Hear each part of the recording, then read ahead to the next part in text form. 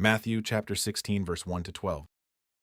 The Pharisees also with the Sadducees came, and tempting desired him that he would show them a sign from heaven. He answered and said unto them, When it is evening, ye say, It will be fair weather, for the sky is red. And in the morning it will be foul weather today, for the sky is red and lowering. O ye hypocrites, ye can discern the face of the sky, but can ye not discern the signs of the times? A wicked and adulterous generation seeketh after a sign, and there shall no sign be given unto it, but the sign of the prophet Jonas. And he left them, and departed. And when his disciples were come to the other side, they had forgotten to take bread. Then Jesus said unto them, Take heed, and beware of the leaven of the Pharisees and of the Sadducees. And they reasoned among themselves, saying, It is because we have taken no bread. Which when Jesus perceived, he said unto them, O ye of little faith, why reason ye among yourselves, because ye have brought no bread? Do ye not yet understand, neither remember the 5 loaves of the 5,000, and how many baskets ye took up? Neither the 7 loaves of the 4,000, and how many baskets ye took up? How is it that ye do not understand that I spake it not to you concerning bread, that ye should beware of the leaven of the Pharisees and of the Sadducees? Then understood they how that he bade them not beware of the leaven of bread, but of the doctrine of the Pharisees and of the Sadducees. Matthew chapter 16 opens with another confrontation between Jesus and the religious leaders. Although the Pharisees and Sadducees often disagreed with one another, they unite in their opposition to Christ. They demand that Jesus perform a sign from heaven, not because they sincerely desire the truth, but because they are testing him. Jesus rebukes them for their spiritual blindness.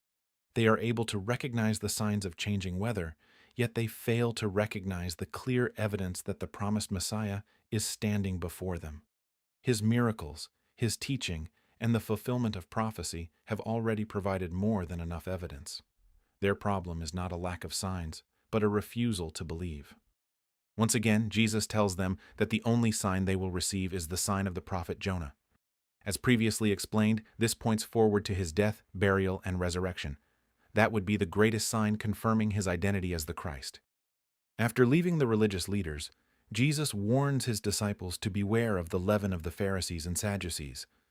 The disciples mistakenly think he is speaking about literal bread because they had forgotten to bring food.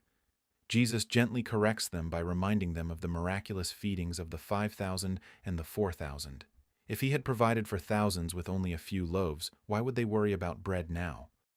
Jesus explains that the leaven he is referring to is not physical bread, but doctrine. Just as a small amount of leaven spreads throughout an entire lump of dough, false teaching can quietly spread and corrupt many people. The doctrine of the Pharisees was marked by hypocrisy, man-made traditions, and self-righteousness. The Sadducees rejected much of God's revelation, including the resurrection and the supernatural. Though different in their beliefs, both groups led people away from the truth. The disciples finally understand that Christ is warning them about spiritual influence rather than physical provision. This serves as an important reminder that false doctrine often spreads gradually and can appear harmless at first, yet it ultimately corrupts those who embrace it. This passage emphasizes the importance of spiritual discernment. Jesus calls his followers not only to believe the truth, but also to guard themselves against teachings that contradict God's word. The greatest danger facing God's people is not merely physical need, but spiritual deception. Christ alone is the source of truth, and his disciples are called to remain grounded in his word, rather than the traditions and false doctrines of men. Thank you for watching. Subscribe for more KJV Bible Teaching. Until next time, search the Scriptures. Grace be with you.